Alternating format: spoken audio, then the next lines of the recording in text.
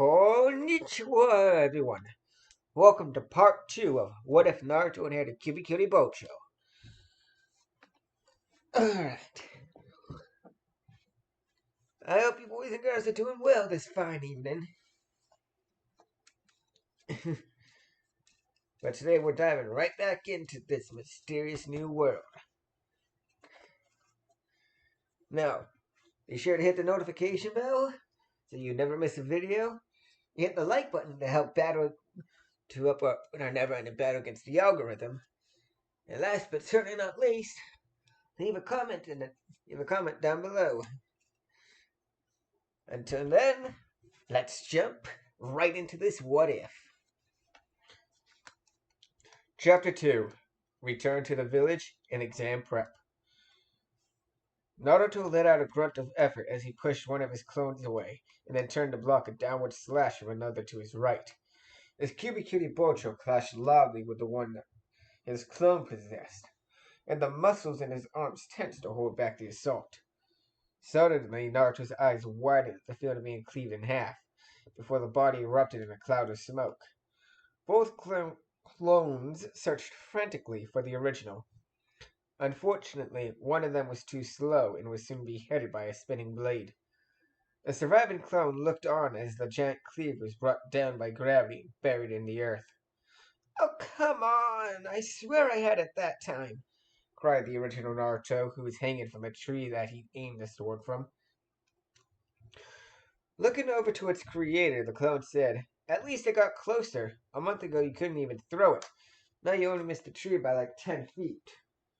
Naruto called back his chakra and let himself land on the ground, pulling his weapon from its earthly sheath, and he replied, "I suppose you're right, and I managed to pull off a couple one-handed swings before needing to go back to 2, so that's something, right?" After his clone nodded, Naruto dismissed the doppelganger with a cloud of smoke. With a sigh, the blonde replaced his blade in a strap across his shirtless back and stretched. It had been a little over 3 months since his return to the village, and if he did say so himself, he was making great strides in his training. His physical ability had taken a satisfying jump, seeing as he'd taken to performing workouts multiple days a week, rather than just every once in a while with heavy weights. It was a routine that included a multitude of body weight exercises, along with using free weights. It was kind of easy coming in from the brawls he got into with his clones. The blonde remembered waking up one morning and being surprised at the reflection that greeted him in the mirror. With the increased strength came increased speed as well, thanks to the ankle weights he wore. Naruto dared to think he was now among the fastest getting in his graduating class, behind only Sasuke and Kiba now if you were to have any competition. But that gap would soon close as well. Along with his physical increases came chakra strength too. Naruto could now create twice as many clones as before, and each could now create a small army of their own too. The blonde had also taken to learning how to master the Karimi, deciding it was a move many ninja forgot about because of the fancier techniques, and yet it was just as effective and dangerous. But Naruto didn't stop at just fine-tuning an old trick. No. The young Uzumaki decided that adding a few new jutsu to his list couldn't hurt either. He chose to start one.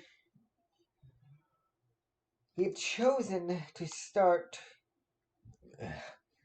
He'd choose to start with one he'd seen once, the Water Dragon Jutsu. Naruto went to Kakashi for this one, recalling the man copying the technique during his battle with Zabuza. He was a little disappointed with what he learned, however.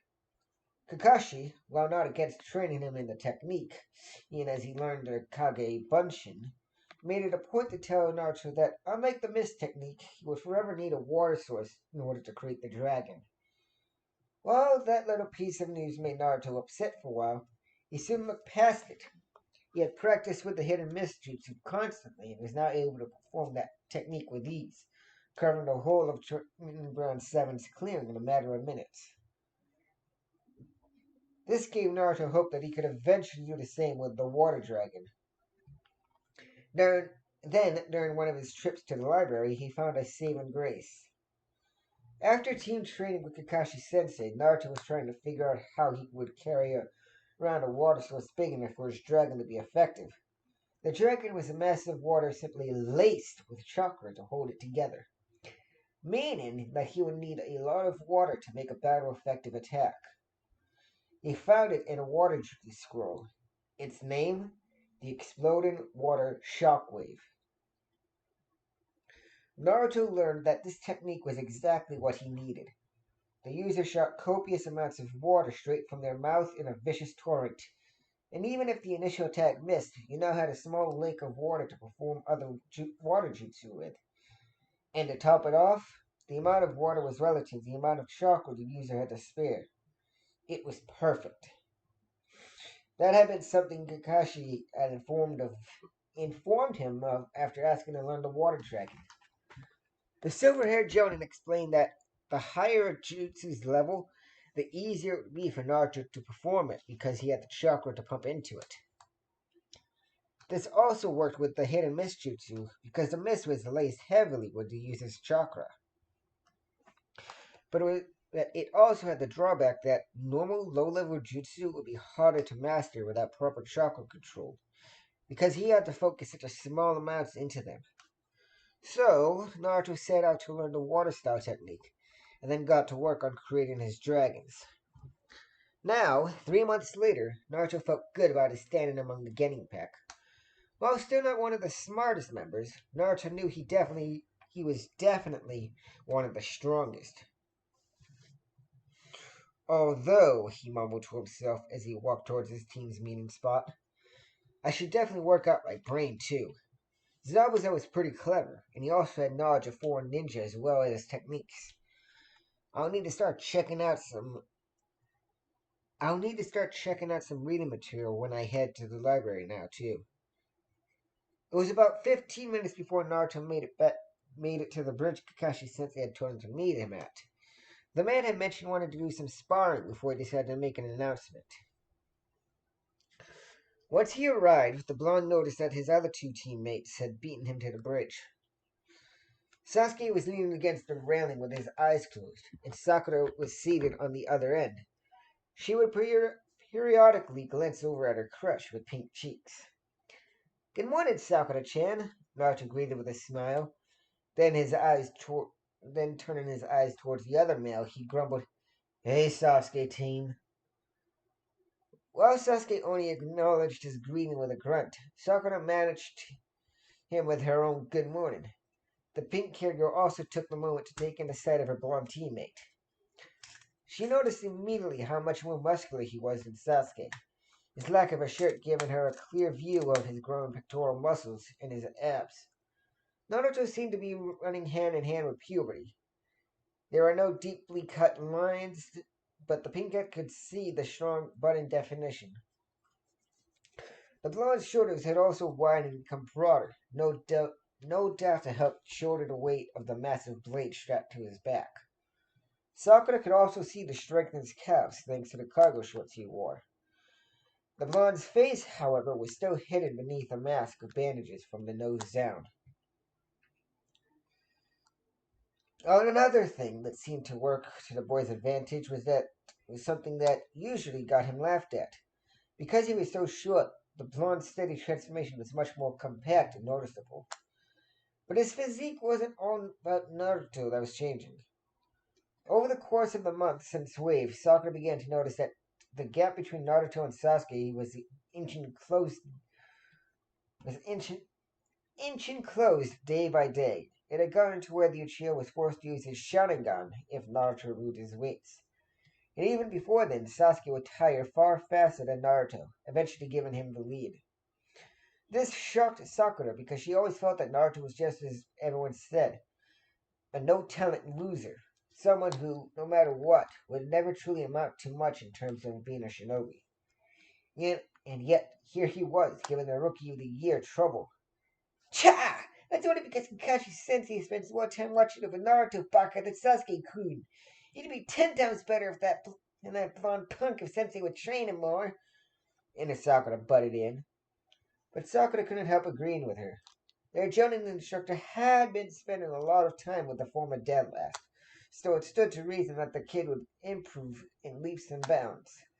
Maybe she should say maybe she should say something about that today. Hello there, came a voice from above.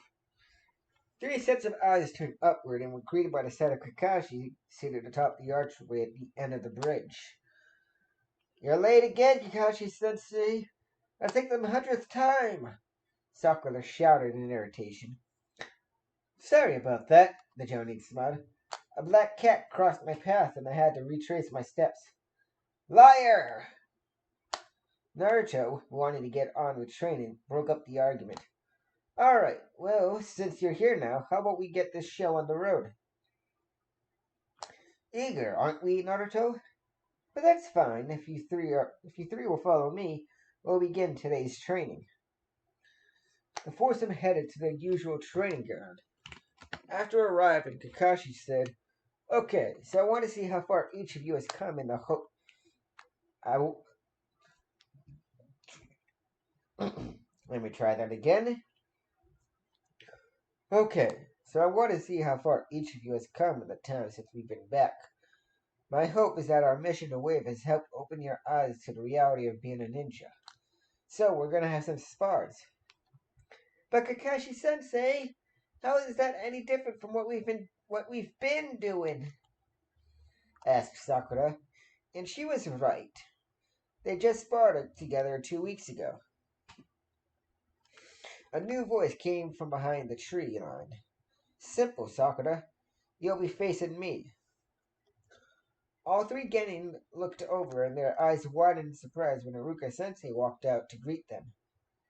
Naruto's face broke out into a cheerful expression at seeing one of his favorite people. Hey, Iruka Sensei, what are you doing here? As he turned his gaze to address the cheerful blonde, the scarred Chunin was surprised by the image before him. Kakashi did mention that Naruto was different, but this is more than even I expected. Brushing those thoughts aside and deciding to just be happy at seeing his favorite student again, Iruka smiled in return.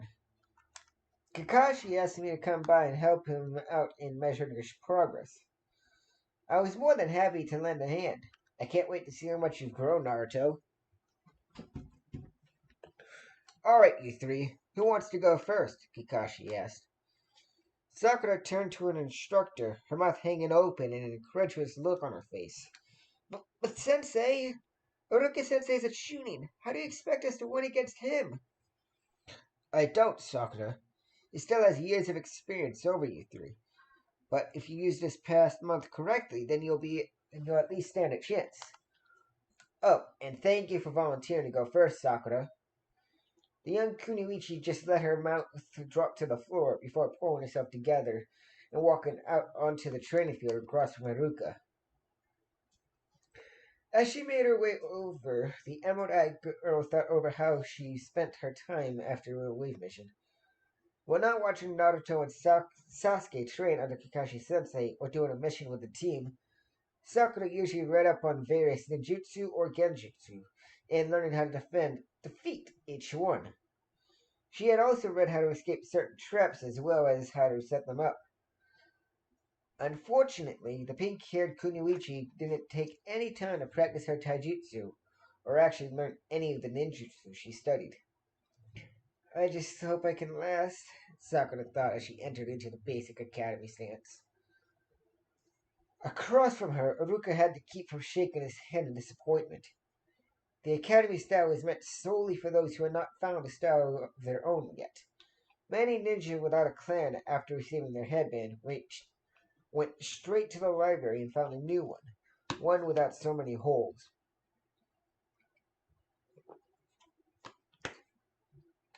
It seems Sakura may not be taking this as seriously as I hoped she would. I guess we'll just have to see, the Chunin thought as Kakashi began the match. Sakura opened with a textbook maneuver, throwing kunai to force the enemy off their feet. Following this, Sakura created 3 clones of herself and rushed forward. However, instead of avoiding the kunai, Iruka simply pulled out one of his own and deflected the knives. This left him on guard for his opponent's attack. Sakura tried to shake him up with her clothes, but the Chunin could see which copies of the girl made no presence in the grass, allowing him to ignore the leg sweep and roundhouse that came at him while blocking the jab to his stomach. With her strategy ignored and her attack blocked, Sakura had to think fast. She pulled another kunai from her holster and took a slash at Iruka, only for him to grab that wrist as well. The next thing Sakura knew was pain. Her former instructor headbutted her, and with him wearing his forehead protector and hers tied like a bandana, Sakura immediately went weak in the knees from the impact. Iruka let go of the Kunoichi's wrists and watched as she sank to the ground. Her head swiftly coming up to try and soothe the her hands swiftly coming up to try and soothe the aching in her forehead. With a sigh, the scarred ninja turned to his superior and said, Kakashi, what is this? She's been your student for about half a year. Why is she still using the academy taijutsu and tactics?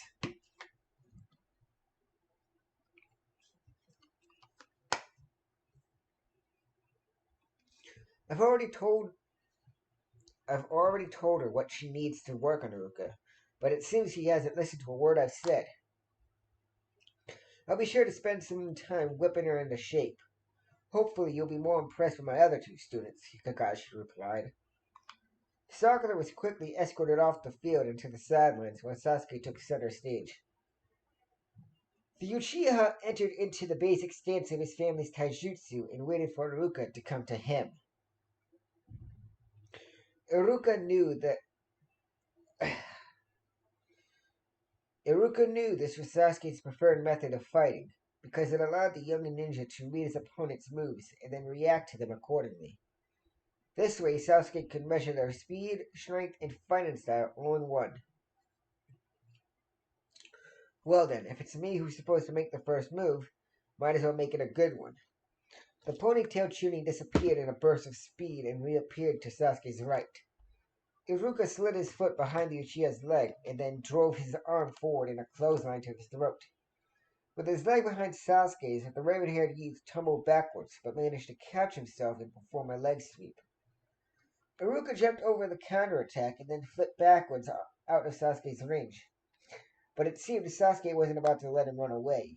The younger ninja rushed after his superior and attacked with a roundhouse kick. Iruka blocked it with his forearm and pushed it away before retaliating with a right hook. Sasuke saw it coming but couldn't move fast enough to dodge it, so he let it hit and then used the momentum to carry it into an elbow attack that landed squarely in his opponent's chest. The Uchiha followed this up with a scissor kick to the chin.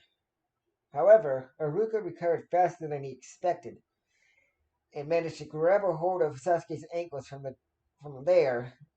The and managed to grab a hold of Sasuke's ankles. From there, the Chunin lifted Sasuke higher and finally slammed his back into the ground.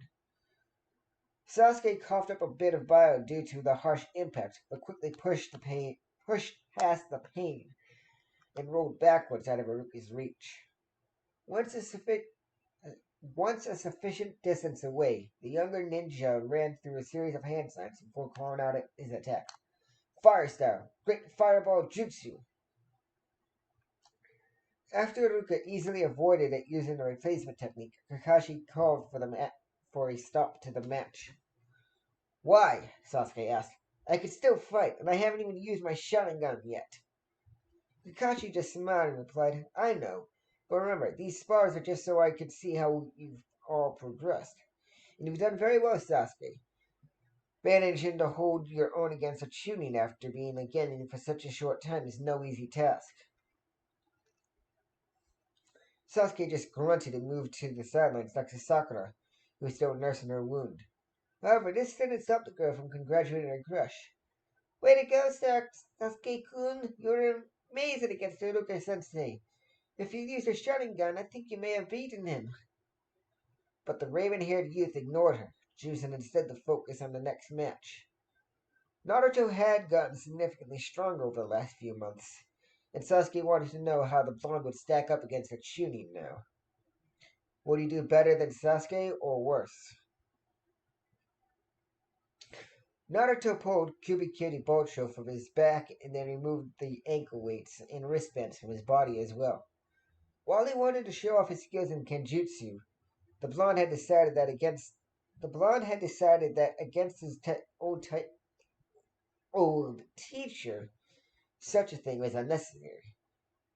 Ugh, curse me and my stutter. Sasuke, on the other hand, had a different thought. What's the matter, loser? Can't swing the sword? What's the point of carrying around if you don't use it? But Naruto just ignored the smart mouth Uchiha. It was true, though. Sasuke had never seen Naruto wield the infamous blade since he brought it home.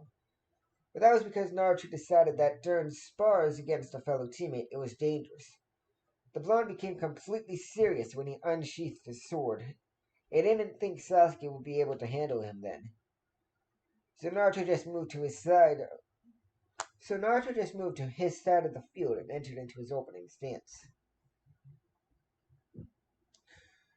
Iruka was interested in the stance his former student took up. His feet were shoulder width apart, knees bent, and his left arm was held to the side at a 90-degree angle. His hands balled up into a fist. The blonde's right arm was held up and bent inwards, the forearm blocking his face while the hand was formed like a claw. The King's Fist, an appropriate taijutsu for Naruto.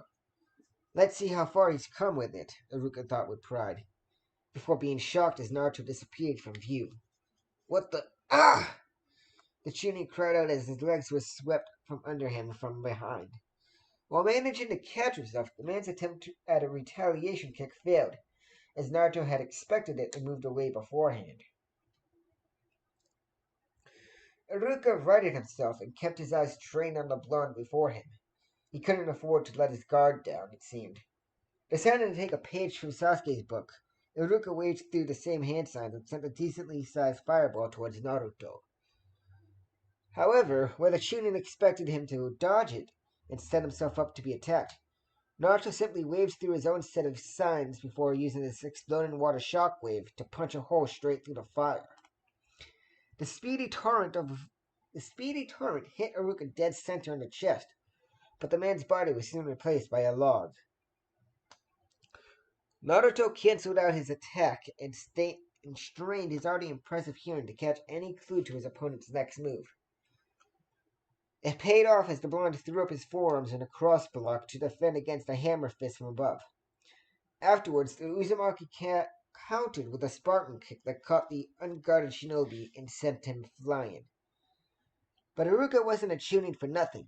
The man quickly righted himself and was prepared for his former student's next move, which came in the form of a trio of Kage Bunshin. The three Narutos came at him in a triangle formation as he jumped over one's leg sweep. The second was there to hit him with a roundhouse kick. And as he blocked the kick in midair, Iruka was left open to the third kick that was aimed at his back. The last clone sent them flying forward before they all dispelled. This made Iruka an easy target for Naruto's next attack, the Water Dragon Jutsu. With the field flooded with water from his previous attack, the blonde had plenty to work with. Next thing Iruka knew, he was being hit head-on by a B-rank ninjutsu. Alright, I think that's enough, Naruto. Good job, Kakashi called out, putting an end to the spars. Naruto quickly strode over to help Iruka off the ground. You've definitely come a long way from being the knuckle-headed class clown, Naruto, the academy instructor praised. Thanks, Iruka-sensei. It really means a lot to hear you say that. But I know you weren't really trying, or else I would never... Hello, Kendo. Thank you. Or else I never would have landed those hits. You underestimate yourself, Naruto. A Chunin is only as good as his training, after all. Now, when did you learn such an advanced technique like the Water Dragon? Iruka asked in wonder. Naruto's eyes shined happily as he replied, Kakashi-sensei taught it to me. Pretty cool, huh? At this point, Kakashi cut in. Yes, we get it, Naruto. You're becoming a force to be reckoned with. Now, Ruka, what's your opinion of them? The scarred Chunin swept his eyes over Team 7 before turning back to Kakashi. Letting out a sigh, Ruka said, I really wish you'd wait another year before doing this, Kakashi. But I can't disagree that this will be good for them.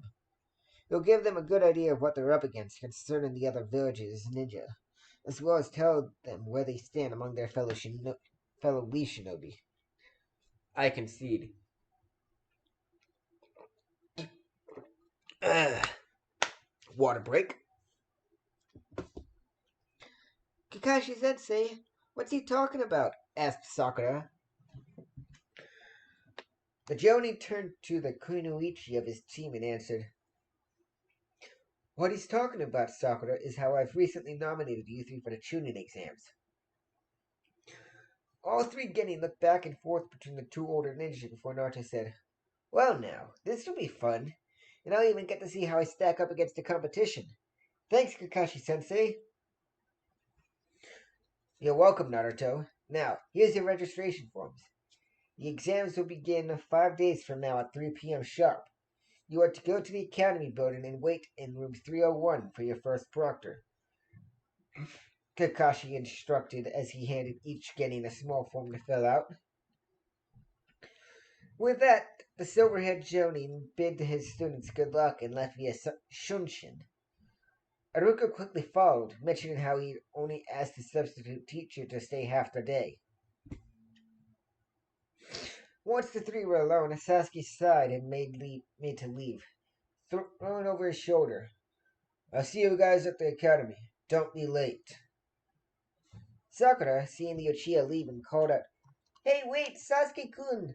Why don't you and I spend the 5 days together? You know, do something personal to help build our teamwork? The Uchiha heir stopped and looked over his shoulder. Sakura was immediately put off by the look in his onyx black eyes, and it got worse as he opened his mouth. Or, how about you use the 5 days to work on your skills? Even Aruka-sensei said you needed help. So, instead of flirting and primping yourself up to look pretty, why don't you learn a new jutsu form and a couple of genjutsu? You know, things to help make the team stronger. With his piece said and done, Sasuke turned and continued his walk home, caring nothing for the girl he just left torn apart in the field. Sakura's head and shoulders slumped in defeat as her love interest's words. Naruto, seeing this, made an attempt to cheer his crush up.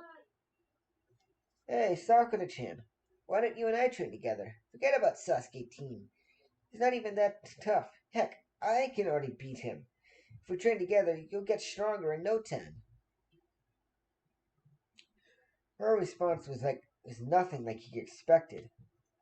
Sakura began to tremble, and while at first he thought she was going to cry, Naruto was quickly on guard when the pink-haired Kunoichi turned to him with anger in eyes. Why can't you just back off, Naruto Baka? I don't want to hang out with you. I've lost count of how many times you've been through this. Why can't you just listen? Naruto, for his part, couldn't help feeling hurt. Sure, she had said something along those lines, but the blonde didn't think she really meant them. But now, for the second time, Sakura was telling him to really get lost, saying that she'd rather be alone without Sasuke than give him a chance. The blonde Genin's ocean blue eyes lowered in resignation. He felt there wasn't even a point in asking if she thought of him as a friend, seeing as a friend would have let him down a lot more gently than Sakura had. Finally, Naruto managed to pick his eyes up and look at the pink-haired girl that still stood before him. Okay, Sakura, I'm sorry. I hear you, and I won't bother you anymore. I'll see you at the exams. And with that, the blonde made his own exit, leaving Sakura to also walk home alone, and his dream of them together to fade into the wind.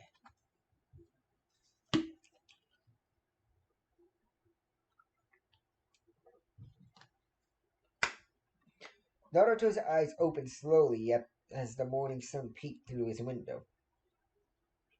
As he sat up and stretched, the blonde Genin's fuzzy mind slowly rebooted from being sent into hibernation mode during the night. That's when he recalled the day before. He was entering the tuning exams in 4 days. Immediately after this thought, Naruto's unwrapped face broke into a foxy grin, and the young Uzumaki jumped out of bed in excitement. There were sure to be lots of other Genin taking the test, and from what Iruka sensei said, many of them would be from foreign villages. This meant Naruto would already be able to start making a name for himself. This is going to be great, he thought as he made himself a bowl of cereal. As he ate, the blonde thought about how he should spend the next 4 days. While at first he thought of training, the young ninja quickly discarded that thought. It wouldn't do for someone to see his skills before the test. Then he thought about how he made it a point to learn more general knowledge, and decided to spend his time at the library. With his game plan set, Naruto finished his cereal and got ready for the day.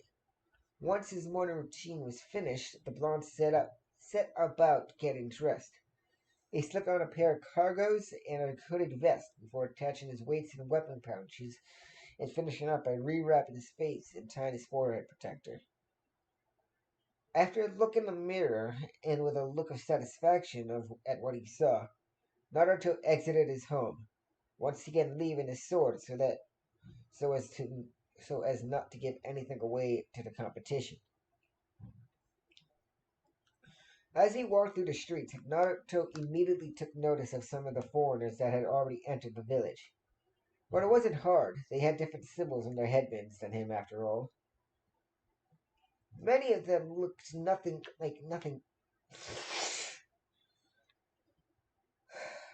Many of them looked like nothing special, just your run-of-the-mill Genin.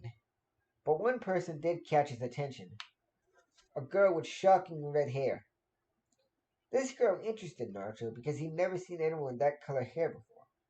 Sure, Sakura was pink, but so was her mom's. Red was a hair color that Naruto hadn't seen on anyone in his village before. Taking a closer look at the girl before he lost sight of her, Naruto took in the glasses on her face and her unusual eye color as well. The blonde had to admit, the girl was kind of cute. The girl must have felt his eyes on her, though, because she began to turn her head, which forced Naruto to look away, lest he be caught staring and cause a scene. After he turned a corner and was out of sight, the blonde returned to his journey and headed off for the library. His mind stuck on what kind of ninja would have red hair.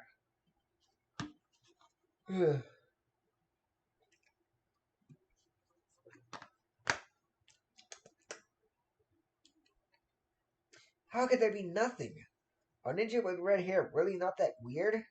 Naruto groaned as he thumbed through his fifth aisle of books and scrolls.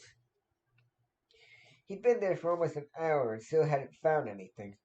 Maybe red hair just wasn't common in his village, but was everywhere else. As he was about to slip his latest pick back into its spot on the shelf, a flash of purple caught his eyes and he turned to look. He was met with the sight of Anko entering the aisle he was in. In her own hand was a blue book, and she too had a look of annoyance on her face. Couldn't find what you were looking for either? He asked in an attempt to make conversation.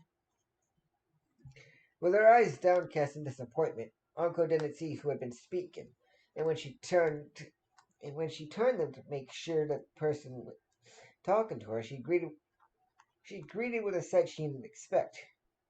I recognized the voice, but not the face. So is this what the Kiwi Jinchuriki really looks like? She thought to herself as she took him in. Anko realized the young teen in front of her wasn't at all what she'd expected. She'd heard the tales of his pranks from other members of the T&I department, and while she found many of them funny, the special Jonin knew a cry for attention when she saw one. But this Genin didn't look like the type to care about such things. Anko took in how the clothes looked on the new blonde-haired ninja. The vest didn't hang loosely from his frame, Instead, it stretched a little under his athletic torso. His arms showed clear signs of growing muscle, and his shoulders were strong. Looking up at his face, the Kunoichi had to force himself not to laugh. Was he taken after Kakashi now? After her quick observation, Anko decided to reply. No, unfortunately I didn't. And from the sound of it, neither did you. Shaking his head, Naruto answered, Nope. So what were you trying to find? If there were anywhere else besides Konoha that's old Goma Dango. But there isn't, Anko replied, his shoulders slumping in discouragement. Naruto stared at her for a moment, as if expecting her to suddenly tell him she was kidding. But when she didn't, he asked, Are you serious? The annoyed look he got was more than enough proof. Anko held up the book she'd been reading, showing it to be an international food journal, and said, Of course I am. When I'm out on a mission, there's always a chance I'll end up slumming it in another village. So it'd be nice to know I could still have my favorite food away from home. But I'm finding out nobody except Konoha make it. But I'm finding out nobody except Konoha makes it, she said. She growled at the end, folding her arms in frustration. Naruto didn't know what to make of the sight. Here was a woman, Kunoichi no less, that looked to be a few years older than him, pouting like a child over sweets. He couldn't hold back a small laugh. They stood close enough that Uncle could hear it. Narrowing her eyes, she challenged, Oh yeah? What was the point you couldn't find? This got Naruto to immediately stop laughing. The blonde knew that his quest was just as silly, and to reveal it would be embarrassing after laughing at Anko's misfortune. However, the choice was taken from him when Uncle simply plucked the yellow book from his hand and read the cover. It was deathly quiet, and Naruto waited for the inevitable jibe. But it didn't come. Instead, a teasing grin etched its way onto Anko's face as she asked, So, interested in Kunoichi without hair colors, huh? I guess I left a better impression on you than I thought back at the clothing store, huh? Whatever Naruto had been expecting, this wasn't it. As the special jonin held up the book, showing off the title of Legendary Kunoichi with Strange Hair Colors, Naruto's face lit up like a cherry. What? No, it's nothing like that, okay? I saw this girl from another village, and she had red hair. So I was wondering if that meant anything special. That's all, really, the flustered young teen answered. At this, Anko's playful smile broke down into a pet. What? Am I not good enough for you, Gaki? She couldn't really see it, but Anko was sure the blonde's mouth was wide open. Unable to keep up her charade, the special jonin broke out into laughter as she slipped the two books back into the shelf, not caring if they were in the right spot. The older woman's laughter broke Naruto out of his stupor, and then he pouted as he grumbled quietly to himself. After getting a hold of herself, Anko patted the younger ninja on the shoulder and said, Don't get all upset on me now, kid. I wasn't serious. Besides, there's a height requirement for anyone who wants to make a move on me. Hearing the barb at his lower than average height, Naruto's expression swiftly molded into one of fierce annoyance. Yeah, well, you're too tall. Wait. The blonde stopped, suddenly remembering something. How did you know it was me at the store? Uncle met his curious stare with a smirk as she answered, My best friend is the village's leading expert in genjutsu. She spotted your hench from across the store. I, I suspected something, and when I asked her about it, Kurenai told me it was you. Apparently, you have an easily recognizable chakra signature. The last part interested the blonde, Genin. Chakra signature, he thought. What was that? But before he could ask her, Uncle looked at at the watch on her wrist and said, And speaking of Nai-chan, I'm supposed to meet her after her team's meeting. I better go now. She's such a pain when I'm late. See you later, shrimp. With that, the purple-haired woman left in a swirl of smoke, leaving Naruto alone. While slightly discouraged he couldn't ask about chakra signatures, young Uzumaki quickly remembered he was in a library and headed off to the shinobi section to find a scroll on the subject. Like,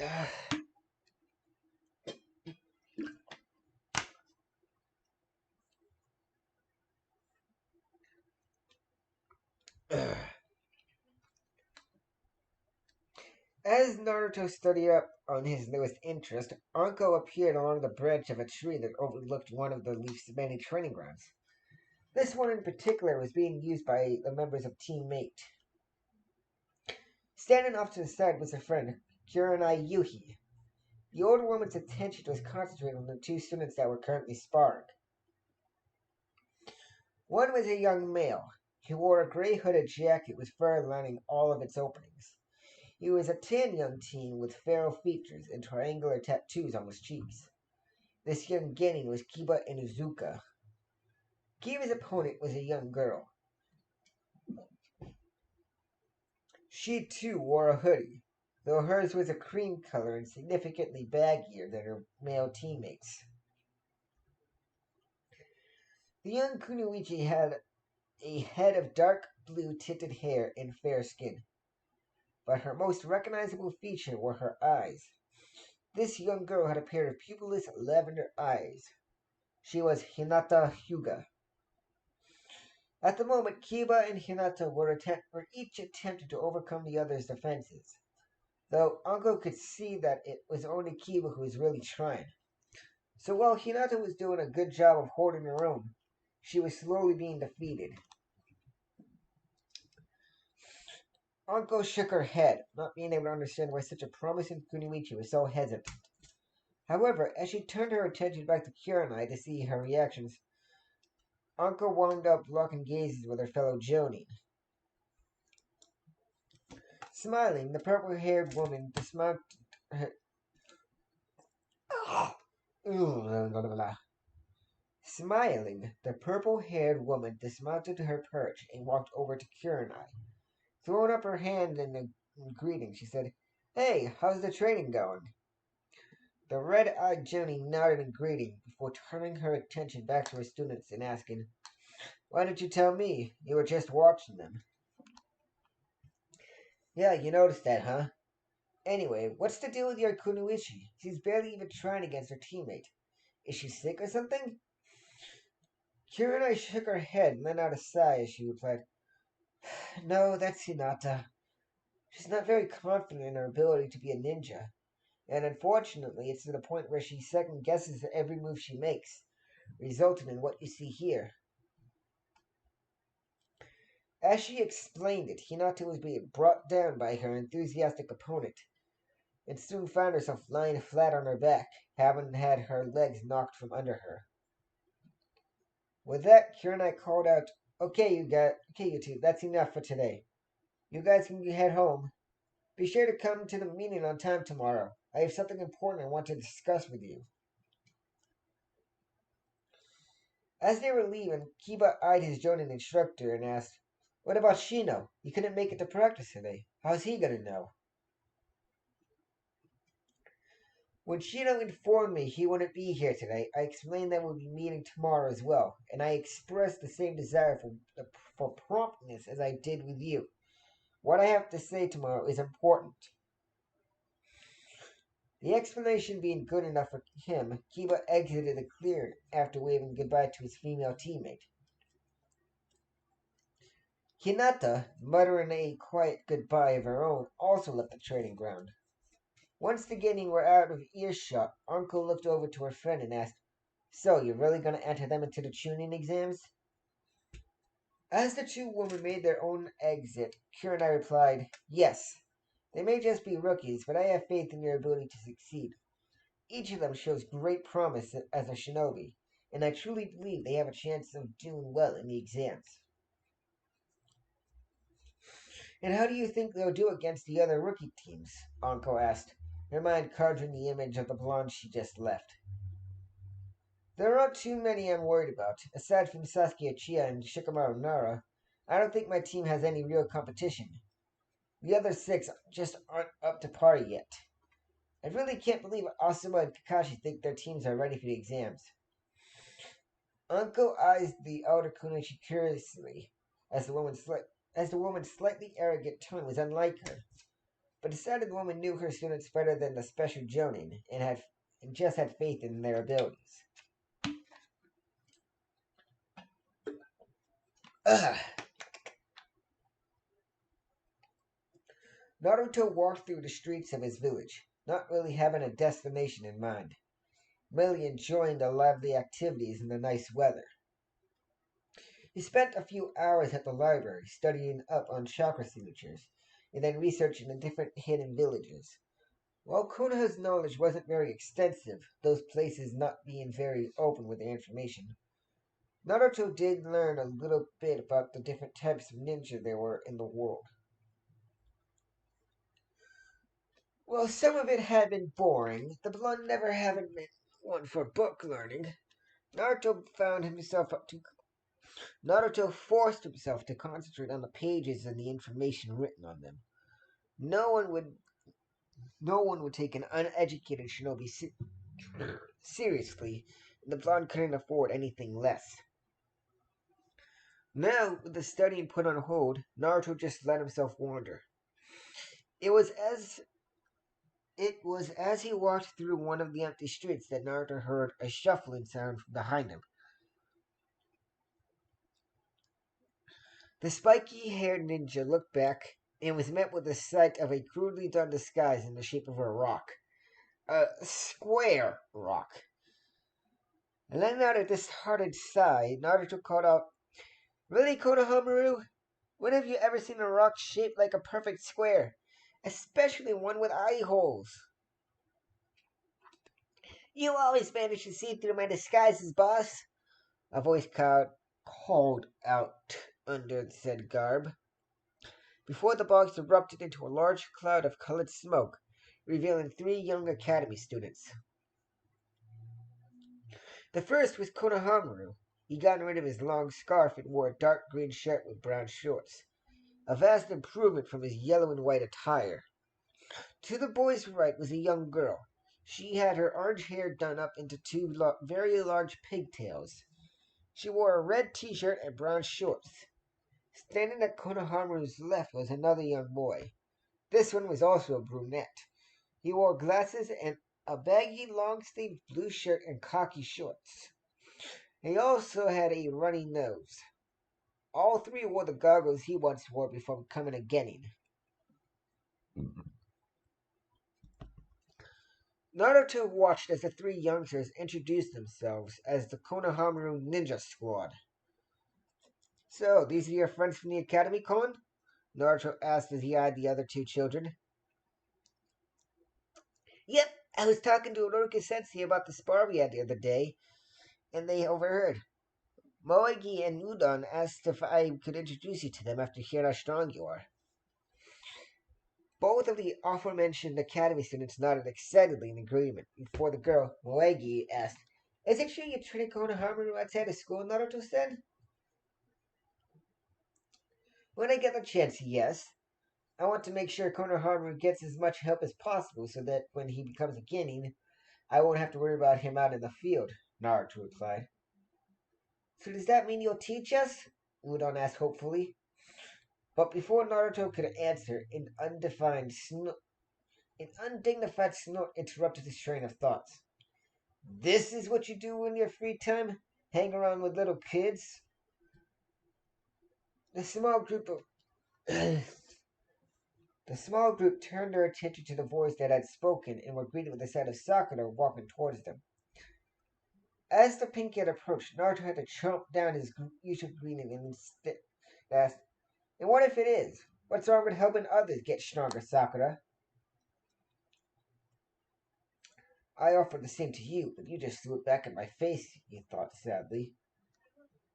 "What's wrong is you should be preparing for the Chunin exams, not playing games, Naruto Baka. I don't want you holding us back during the test." Naruto's brow furrowed in confusion. "But Sakura,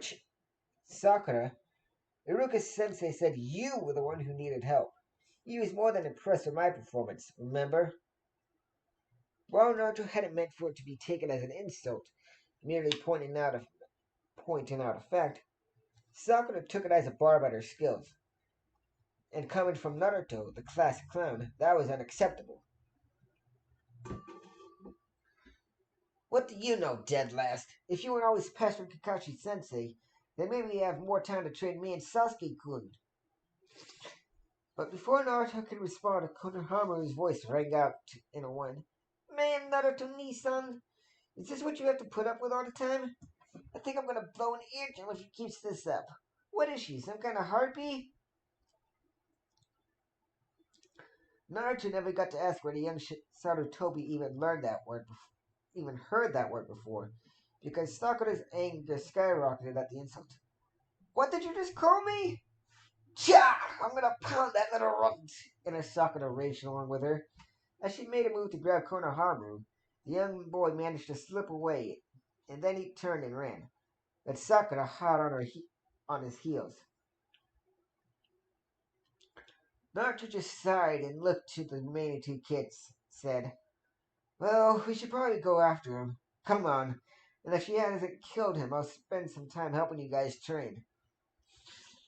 It wasn't long before they found the two, but when they did, Naruto's eyes immediately narrowed in anger. After turning the fence corner, Naruto and the two children found Konohamaru being up by the throat, while Sakura stood off to the side, trying to stammer out an apology. Naruto took in the guy holding his friend hostage, but wasn't very impressed with what he saw. The guy, obviously a ninja, was tall. He was dressed in a black baggy suit that covered his entire body, and his face was lined with purple paint. On the guy's back was a wrapped bubble. On the guy's back was a wrapped bundle of cloth that had what looked to be a tuft of brown hair sticking out from the top. Put him down, Konkoro. I don't feel like getting in trouble just because of your stupidity, a female voice said. This drew Naruto's attention to a girl that stood behind the now named Konkoro. She, like Anko, wore a full-body mesh suit under her clothes, which consisted of a lavender battle dress tied at the waist by a crimson sash. Naruto noticed that she too was a blonde, though hers was sandy and pulled back into four spiked pigtails. On her back she carried a giant battle fan. Konohamaru's cry of pain drew his attention back and reignited his anger as he shouted, you should listen to your teammates' advice, because if you don't let him go, it's going to be trouble. The Genin, now known as Kankuro, turned his beady eyes in Naruto's direction, and with a sneer said, oh, great, more brats. This village must be full of them. Look at this. Look, this little pipsqueak ran into me, and he hasn't apologized for it, so I'm a little mad. I wouldn't suggest making it worse. I'm giving you one last warning. Let him go, Naruto replied, his eyes hardening like ice. And Kankuro did just that, only to reach behind him and pull his package from its place and slam it on the ground. You know what I think? You all need a lesson in manners, he growled. The blonde Kunoichi looked like she was about to say something, but before she could voice her words, Naruto vanished. Well, you know what I think? Next time you better think twice before challenging an opponent that's faster than you. A voice whispered from behind Kankuro, causing the puppet use his eyes to widen in shock. He whipped around trying to catch his fellow Genin with his elbow, but the attack missed and he was sent tumbling back after a palm strike to the chest. From his place on the ground, Kankuro seethed. Who the hell did this person think he was? He surprised me there. I didn't think you'd be that fast. But next time I won't be caught off guard. Ouch! As he spoke, Kankuro made to get back on his feet, but a pebble to the side of his head stopped him, and drew everyone's attention to a tree beyond the fence. Sitting up on one of the branches was Sasuke, juggling another pebble in his hands. You guys are a long way from home and way out of your league, the last Uchiha warned before crushing the pebble in his hand.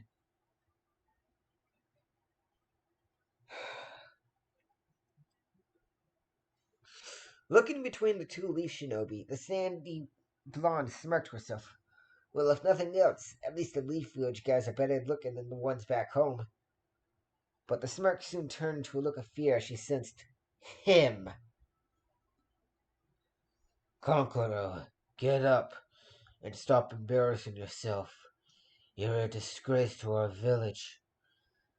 A raspy voice echoed through the area.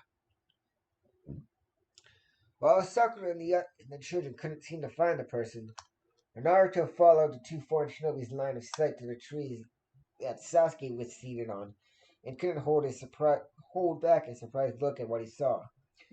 A redhead stood, upside down along the branch above Sasuke, who, from the looks of it, didn't sense the boy's presence until just that moment.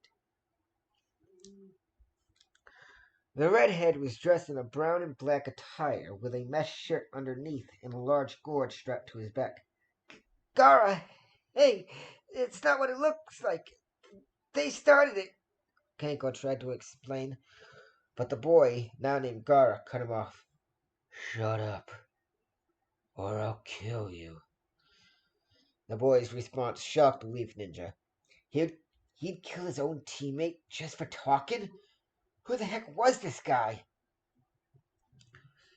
But Naruto never took his eyes off him, and followed the other boy's moves as he vanished from the tree and moved to the ground via Sand Shunshin.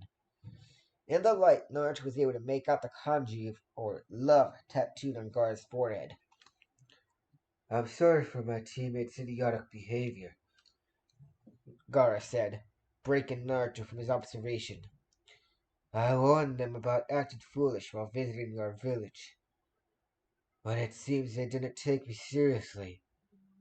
I'll correct that behavior soon, and there won't be any more problems, I assure you. Wary of the trio, but not wishing any harm to come of the two troublemakers, Naruto said, No, it's all right. We should have paid more attention to where we were going. It's us who should be apologizing. All right, I had to stop for a little bit to let my mom sleep for a bit. So I'm going to reread that last paragraph I read and finish up this chapter. Wary of the trio, but not wishing any harm to come to the two troublemakers, Naruto said, No, it's all right. We should have paid more attention to where we were going. It's us who should be apologizing. It seems Gara could read his mind, because his next words were an introduction. My name is Subaku no Gara. And you? Naruto Uzumaki. I take it you're here for the tuning exams then? Yes, and I look forward to facing you in them. Naruto Uzumaki. With that, Gara turned and began walking away, giving a nonverbal signal to his teammates to do the same. What nobody noticed was the trio staring down at them from atop a roof nearby. The next 4 days passed much. The next 4 days passed much the same for Naruto as the first, only significantly less drama. He woke up, went about his morning routine, then headed to the library to do some studying. Although he knew he'd have to look over certain subjects again in order to really remember them, like the different poisonous plants that grew around the continent, others he managed to pick up right away, like the basic knowledge of the Byakugan, the Hyuga clan's dojutsu. However, with his inability to train, Naruto became anxious as the days passed. The blonde practically bounced in his seat while eating as he thought about the tuning exams. Then finally, the day came. On the morning of the tuning exams, Naruto leapt out of bed with a loud cheer. Yes, finally! The tuning exams are here. I finally get to show everyone what I'm made of. The Blonde's excitement was quieted when his eyes landed on Kubikiribocho, which he'd settled next to his bed, which he'd settled next to his bedroom door the night before. Seeing the large executioner's blade reminded Naruto about his plan, and sobered him up as the excitement was replaced with a feeling of responsibility. The exams were more than just a chance to advance. They were his first step towards honoring Zabuza. He was the heir to Kiri's demon now, and it was time everybody knew it. And that's chapter 2. Quite frankly, I actually like this story. A very different tale of Naruto Uzumaki after the wave arc. Quite frankly, I remember the story gets dark somewhere. And honestly, I'm surprised Naruto didn't change much after. I'm surprised Naruto didn't get more serious after the freaking Chunin exams. Though then again, with him being what happened to him in the past and what his upbringing was like, I can't really blame him. Honestly, I like Naruto telling Sakura off somewhat, but really, I get tired of Sakura bashing on Naruto when technically, out of the three of them, she was basically the weakest link in Team 7. Sasuke was a prodigy, and especially with Sharingan activated, although he does get curb stomped by Lee in the first meeting. that would never be not funny. Naruto's main gimmick was his shadow clones, which admittedly are pretty cool. But to see this in Naruto, it is definitely interesting. Alright, well, that's all for this chapter. I'm going to be, if everything worked out accordingly, I would have added a decent music to at least play in the background, so it's not just my voice you hear in the background. Hopefully it works. This will be the first time I add background music to any of my videos, so here's hoping. Remember to decapitate that and you use the Sultan of water dragon jutsu on the notification bell so you never miss a video. Subscribe and leave requests for stories you want me to read in the future down in the comments section below. Until next time, I'm the Chaos Master, and I'll see you in the next one. Chaos Control!